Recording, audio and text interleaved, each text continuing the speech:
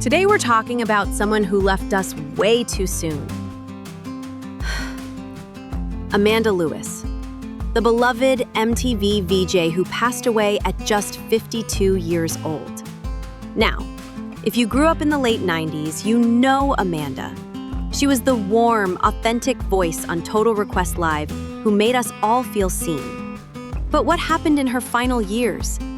It's a story that's both heartbreaking and incredibly important. Hey beautiful souls, I'm Candid Cora, and this isn't just celebrity news. Instead, this is about courage, difficult choices, and how even the most vibrant people among us can face impossible decisions.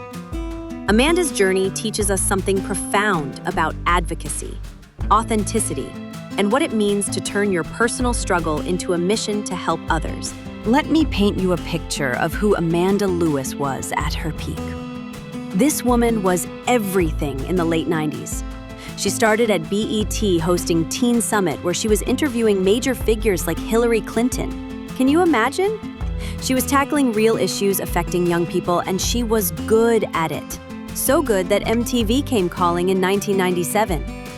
When she got to MTV, the New York Times literally called her the hip-hop generation's reigning it girl. She wasn't just hosting shows. She was hosting the show.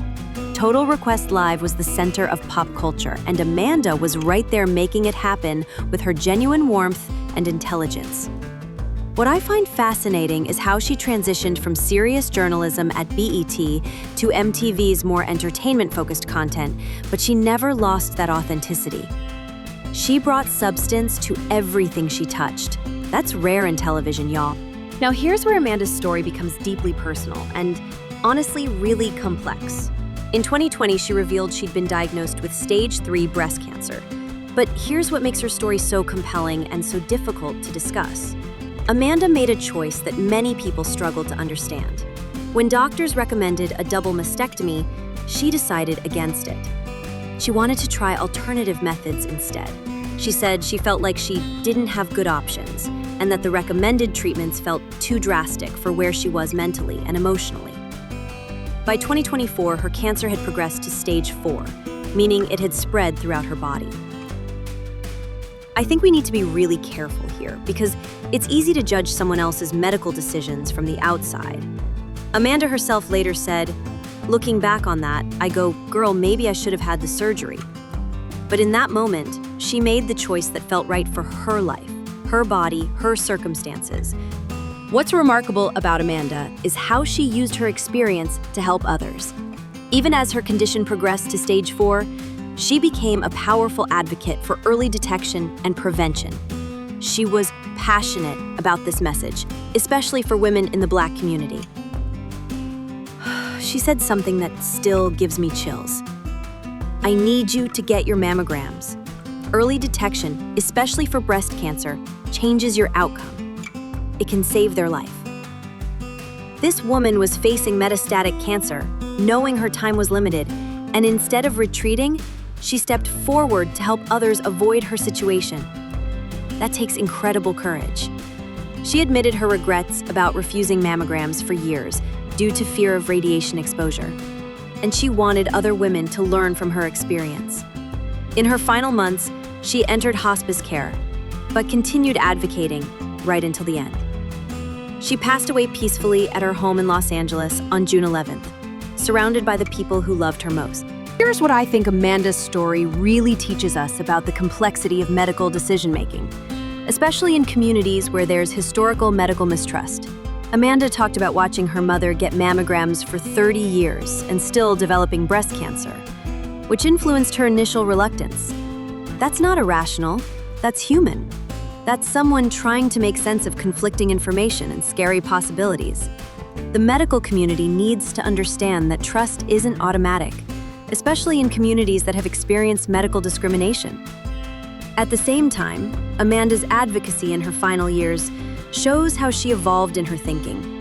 She wasn't ashamed of her earlier choices, but she was committed to helping others make informed decisions with better information than she had. What strikes me most about Amanda's final years is how she maintained her authenticity even in the face of terminal illness. In her January 2025 essay for Essence, she wrote something so powerful: we're not meant to stay here forever. We come to this life, have experiences, and then we go.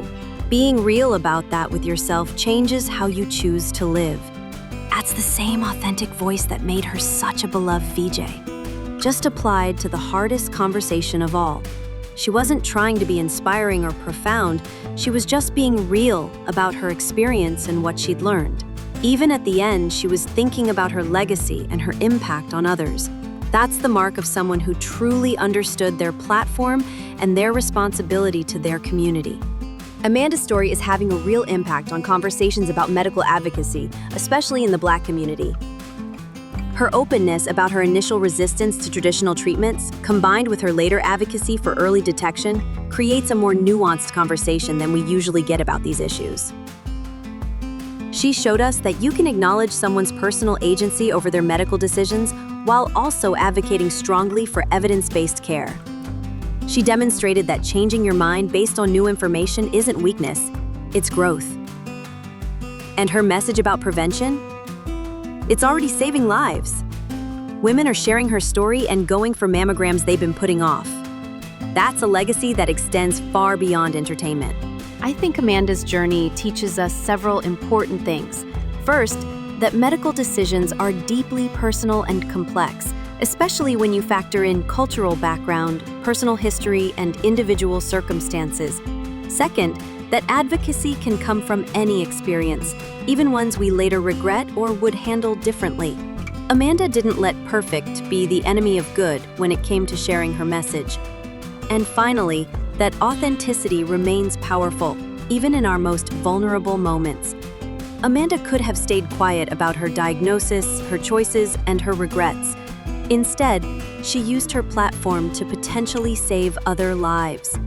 As we remember Amanda Lewis, I keep coming back to that phrase, the hip-hop generation's reigning it girl. But you know what? She was so much more than that. She was a truth teller, a bridge builder, and ultimately, a woman who used her final years to serve others. Her passing on June 11th at just 52 is a profound loss. The fact that she spent her final months in hospice care, still advocating for others, still sharing her truth, that's the measure of who she really was. Her message lives on. Get your screenings, trust medical science, while also advocating for yourself, and remember that it's never too late to evolve your perspective or use your experience to help others. Amanda Lewis showed us what authentic leadership looks like. Not perfect, not without regrets, but always committed to keeping it real and lifting others up. Even in her final days, surrounded by loved ones in Los Angeles, she remained true to that mission. That's a legacy worth celebrating and continuing. What do you think about Amanda's advocacy work? Have you had conversations with the women in your life about prevention and early detection? Let me know in the comments. Candid Cora wants to keep this important conversation going. And remember, friends, prevention is the cure. Amanda's words, not mine, but words I think we should all carry forward.